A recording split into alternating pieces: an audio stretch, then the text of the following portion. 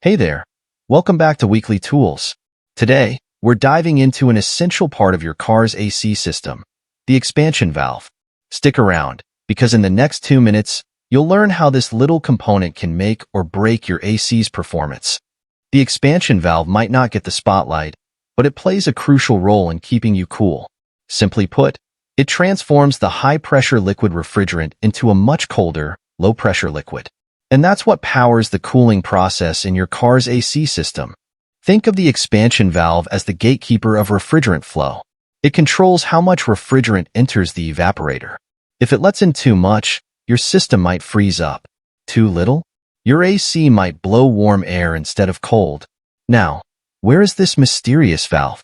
Well, it's usually hiding around the firewall or behind the glove box. Here's where you can find it on a Ford Fusion. But keep in mind, not every car has an expansion valve. Some use something called an orifice tube, which does the same job. So, how do you know if your expansion valve is on the fritz? Let's go through the signs. First up, if your AC is blowing warm air instead of cool, that's a red flag. A faulty expansion valve can mess with refrigerant flow, leading to poor cooling performance. Second, if you notice refrigerant leaking, it could be the expansion valve seals not doing their job. A quick way to check for leaks? Use a leak detector. Trust me, it saves a lot of headaches. Okay, you think your expansion valve might be bad? Here's how to confirm it. Grab an AC manifold gauge. Attach it to the service ports, start your car, and let it warm up to its normal operating temperature. Set your AC to the coldest setting and roll down the windows. Now, let's look at the readings. Here's what you should expect. On the low pressure side, readings should fall between 25 to 60 psi, and on the high side, it should range from 130 to 350 psi. If the expansion valve is stuck open, the low pressure side will be high, while the high side will be normal.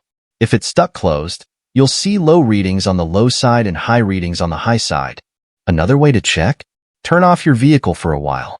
After a cool down period, the pressure on both sides should be equal. If they're not, your expansion valve might be clogged. If you do end up replacing the expansion valve, don't forget to replace the receiver dryer too. It removes moisture and contaminants from the refrigerant, helping the AC system run smoothly. Dealing with AC repairs can be tricky, but don't worry, I've got your back. For more detailed guides, low refrigerant levels or other AC issues can mimic the same symptoms.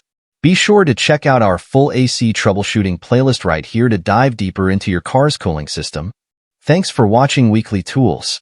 Don't forget to like, subscribe, and hit that bell for more quick tips to keep your car running at its best.